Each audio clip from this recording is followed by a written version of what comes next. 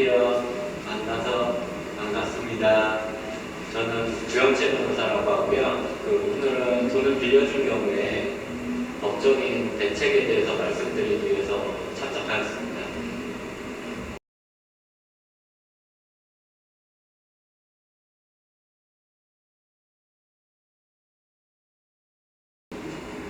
돈을 빌려주실 때는 가장 중요한 게 증거를 남겨주는 게 가장 중요합니다.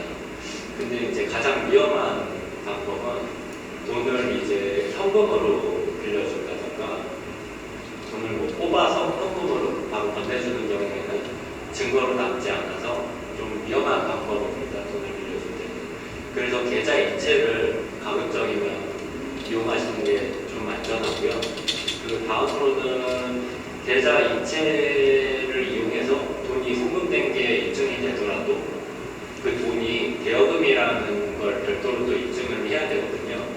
그런 경우에는 통상적으로 차용증을 작성을 하는데 지인 사이에서는 이런 차용증을 작성하기가 조금 곤란하기 때문에 문자라든가 아니면 통화 녹음을 통해서 입증을 하도록 하는 방법이 있습니다. 사람에 따라서는 통화 녹음이 아직 불법이다라고 말씀하시는 분들이 계신데요. 통화 녹음은 외국에 따라서는 불법이다라고 있지만은 우리나라 같은 경우에는 통화 녹음은 불법이 아닙니다. 그렇기 때문에 녹음하기 전에 상대방의 동의를 구하거나 그러실 필요는 없습니다. 현재로서는 통화 녹음은 합법입니다. 따라서 통화 녹음도 추후에 증거로 사용할 수 있기 때문에 차용증을 작성하실 수 없다면 통화 녹음을 이용하시기 바랍니다.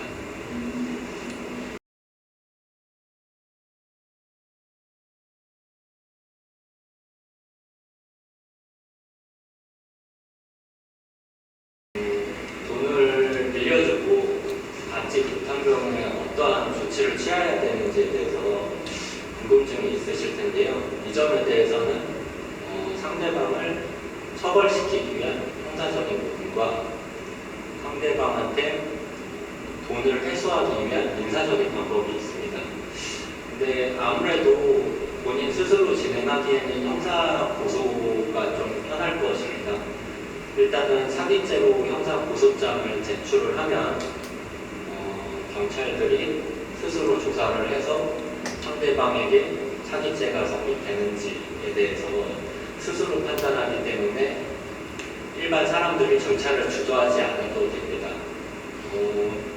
다만 이 형사 고소는 상대방을 처벌시키기 위한 데 주된 목적이 있기 때문에 돈을 받는 데에 있어서는 직접적이지는 않습니다.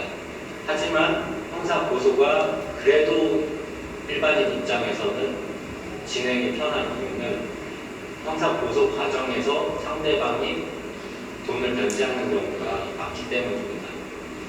그리고 다음으로는 가장 전형적인 방법이라고 할 수 있는 민사소송은 법원에 소장을 제출하는 것인데요.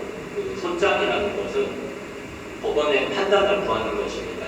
내가 이 사람한테서 얼마의 돈을 받을 권한이 있다라는 판결을 구하는 것입니다. 이러한 민사소송 절차를 통해서 상대방에게 돈을 회수하는 방법이 있습니다.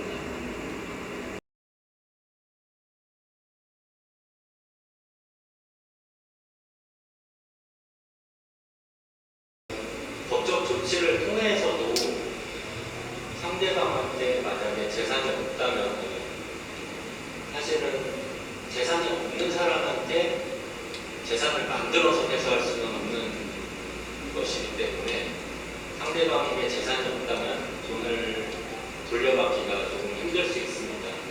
하지만 이러한 경우에 만약에 상대방에게 좀 심리적인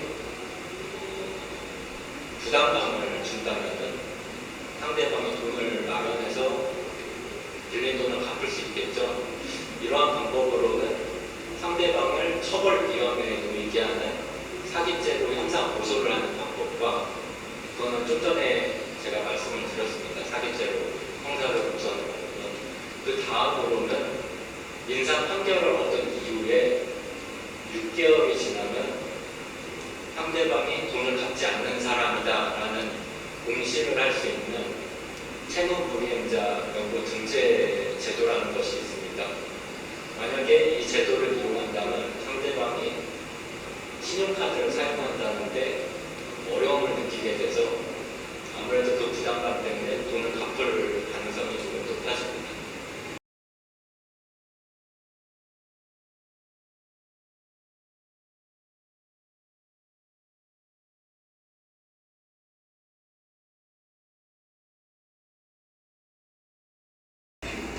돈을 빌려줬는데 만약에 돈을 빌려간 사람이 사망한 거고 돈을 회수할 방법이 어떨지 궁금할 수 있습니다. 그런데 채무도 돈을 빌려가서 이제 갚을 의무가 생기는 게 결국 채무라는 것이거든요. 이 채무 자체도 상속이 되기 때문에 그 죽은 사람의 자식들 아니면 죽은 사람의 배우자에게 빌려간 돈을 돌려달라라고 법적 조치를 취할 수 있습니다. 근데 문제는 상속의 경우에는 상속 포기가 가능하기 때문에 이러한 경우에는 상대방이 죽고 자녀나 배우자들이 상속 포기를 한 경우에는 사실상 돌려받기는 어렵습니다.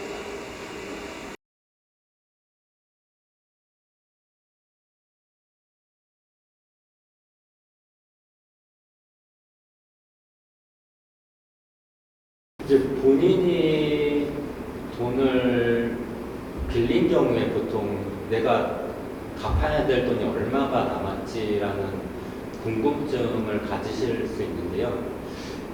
개인 간의 돈을 빌린 경우에는 이 잔액을 기록하는 제도는 사실상 없습니다. 그렇기 때문에 본인 스스로가 내가 얼마를 갚았고 얼마를 갚아야 되는지를 스스로 계산을 해야 됩니다. 다만 이제 은행에서 빌린 돈의 경우에는 은행에 가셔서 내가 빌린 돈이 얼마인지 확인을 해달라 그러면은 그런 부분은 당연히 확인이 가능합니다.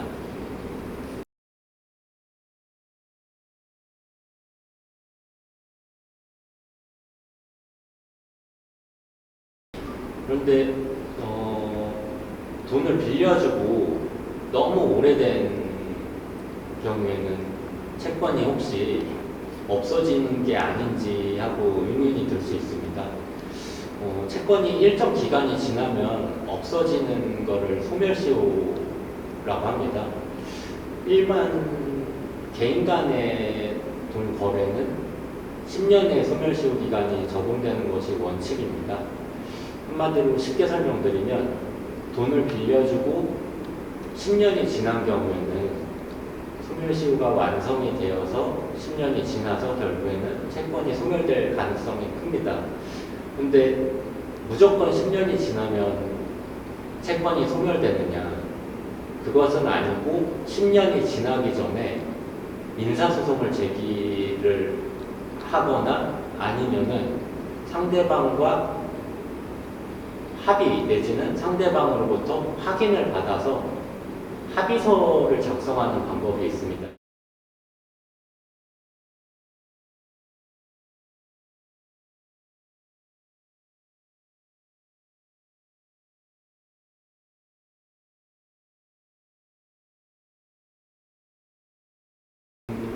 그런데 이제 통화 녹음이 가능하지 않은 경우가 있잖아요. 이런 경우에는 문자나 카카오톡으로 답변을 유도하는 방법도 있습니다.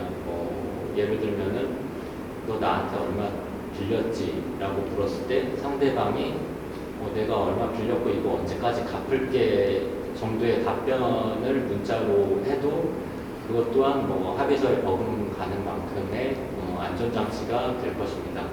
근데 또 추가로 말씀을 드리면요. 혹시 녹음 말고 수화로 대화하는 장면을 녹화하는 경우는 효력이 있을까라는 궁금증이 생기실 수 있는데요. 그것 역시도 당연히 수화를 통해서 내가 얼마를 빌렸고 이걸 언제까지 갚겠다라는 상황이 정확하게 녹화가 된다면 이것 또한 증거로서 효력이 있습니다.